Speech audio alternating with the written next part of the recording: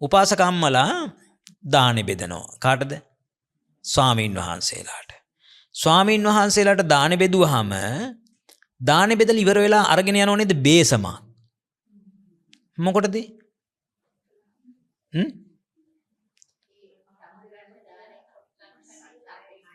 කොටසක් හරි සතෙකුට දෙන්න. මේ බලන්නකෝ. උපාසකම්මලා මට දීපු දානේ කොටස අයිති කාටද? මටනේ අයිති.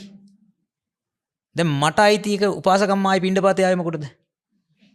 බේසමක් අරගෙන. දැන් මගේ ගාවට ආවොත් නම් මං අහන උපාසකම්ම පිණ්ඩපාතේ වඩිනවද කියලා. දැන් මට අයිති මට ලැබුණු කොටසේ අග්‍ර කොටස මන් දීමට සුදුසු කාටද? ශාස්ත්‍රූන් වහන්සේට. දැන් අපි දෙන්නේ බල්ලෙකුට.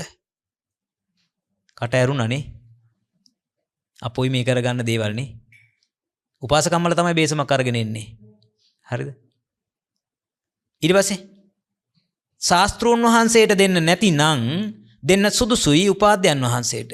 දෙන්න සුදුසුයි ආචාර්යයන් වහන්සේ ධර්මාචාර්ය විනයාචාර්ය නිශ්චයාචාර්ය ආචාර්යයන් වහන්සේලාට දෙන්න සුදුසුයි. දැන් මන් දන්නේ ඉතින් කපුට්ටෝ බල්ලෝ උපාධ්‍යයන් වහන්සේ වෙනවද කියලා මට නම් තේරෙන්නේ නැහැ ඉතින්. ආචාර්යයන් වහන්සේ වෙනවද කියලා. නමුත් නිවැරදිම ක්‍රමේ මොකද්ද?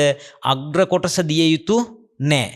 අපිට දානේ වළඳලා ඉතුරු උනොත් බල්ලෙකුට කපුටෙකුට දුන්නට කමක් නැහැ. හැබැයි මට ලැබිච්ච අග්‍ර කොටස කාට දෙන්න ඕන? දෙනවනම් ශාස්ත්‍රුන් වහන්සේටයි දෙන්න ඕන. මොකද්ද? බුද්ධ පූජා. හොව්. බස් එක. හරිද? බුද්ධ පූජාව තිබ්බේ උපාසකම්මගේ එකෙන්. බුද්ධ පූජාව ඔයා කලින් වෙන් කරා ඒක උපාසකම්මගේ එකෙන්. හරිනේ? ඒක ප්‍රශ්නයක්. දැන් ඔන්න ලියා ගන්න. උපාසකම්මලගේ ගෙදර උයපු කොටසෙන් බුද්ධ පූජාව බුදුරජාණන් වහන්සේට පූජා කරා. ඒක වෙනම කතාවක්. මට ලැබිච්ච කොටසේ අයිතිය කාටද? මට. මම දෙනවනම් හොඳේ ඔන්න මතක තියාගන්න. හොඳට මතක තියාගන්න. දෙනවනම් දීමට සුදුසු කාටද? මේ වචනේ හොඳට ගන්න මම කියන එක.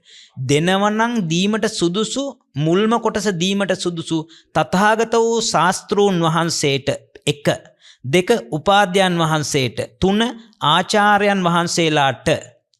දැන් මට ලැබිච්ච කොටස මම වළඳලා මන් දෙන්නේ නැහැ කාටවත්. ශාස්ත්‍රඥ වහන්සේට දෙන්න ඕනේ නැහැ. මං ඉතින් බුදුහාමුදුරන්ට තියලානේ තියෙන්නේ කියලා ඉවරලා.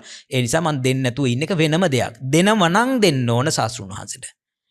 බල්ලෙකුට කපුටෙකුට දෙනවනම් දෙන්න ඕන අන්තිම හෝ මැද හෝ කෑලි. හරි. මම මේ දැන් ඕගොල්ලෝ ඒක දැන් ඉතුරු ටික විසඳ ගන්න ඕගොල්ලෝ. හරිද? තේරෙනවද කියන්නේ? මම මේ ධර්ම කරුණ පෙන්වා දුන්නා විතරයි.